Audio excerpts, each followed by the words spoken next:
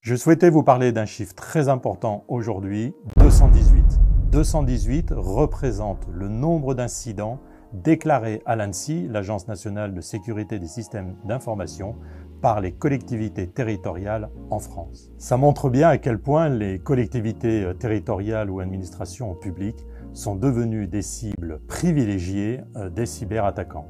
Et en tant que RSSI de Genspot, je vais vous partager 5 bonnes pratiques à mettre en place pour réduire ce risque.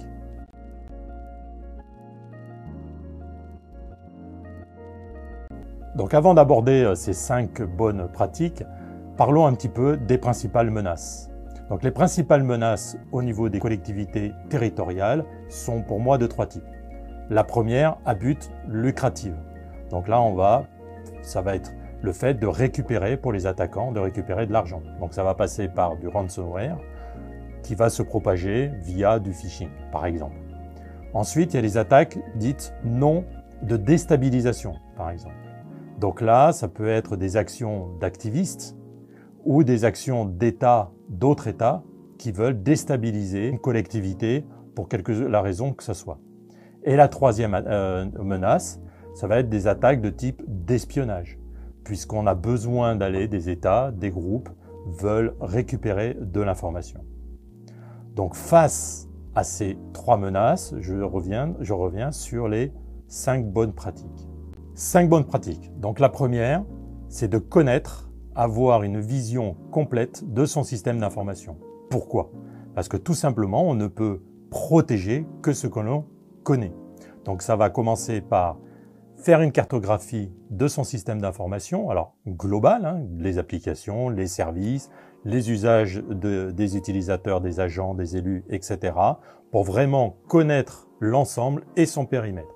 Donc ça, c'est vraiment la pierre angulaire, je dirais la base pour pouvoir protéger son système d'information, c'est le connaître. La deuxième bonne pratique, c'est une analyse de risque. Donc face à ce périmètre, quels sont les risques à laquelle je peux avoir à faire face, que ce soit des risques internes ou externes, pour justement répondre aux risques et menaces que l'on peut avoir et que l'on a vu précédemment. Ce qui est important de savoir aussi, c'est que ces menaces dont j'ai parlé précédemment, bien sûr elles viennent de l'extérieur, mais peuvent aussi venir de l'intérieur.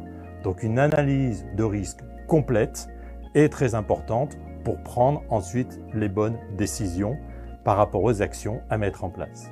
La troisième bonne action, je dirais bonne pratique, c'est de former, de continuer de former, de sensibiliser le personnel au sens large du terme. Donc les agents, les élus, les prestataires extérieurs qui vont utiliser le système d'information de la collectivité. Parce que s'ils ne le savent pas, ils ne peuvent pas agir. Je dirais, c'est comme partout, c'est comme dans la vie extérieure, on se forme, on se sensibilise à fermer les portes, les fenêtres, etc. pour se protéger. Donc très important, et c'est quelque chose de récurrent. On oublie, le naturel revient au galop, on fait des choses plus simples, donc on est obligé de le rappeler de façon très régulière.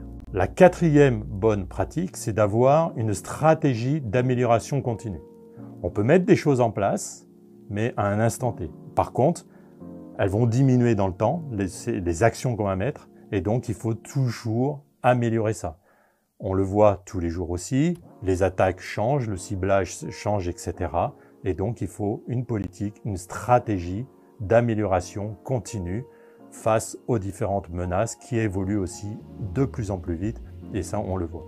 Donc ça peut passer par les planifications des mises à jour, des systèmes, des applications, etc. Donc très important d'avoir en place cette stratégie d'amélioration continue. Je le répète, c'est vraiment quelque chose de fondamental. Et la cinquième bonne pratique, c'est bien sûr de choisir des solutions, des partenaires de confiance. Trop souvent, on prend des solutions par commodité, parce que c'est une solution qui est facile, elle plaît, etc. Mais au niveau sécurité, elle ne répond pas aux normes et on va introduire un risque au sein de son système d'information. Mais ça, ce sont des choses qu'on va prendre en compte dans le point numéro 2 dont je vous ai parlé, qui est l'analyse de risque. Voilà.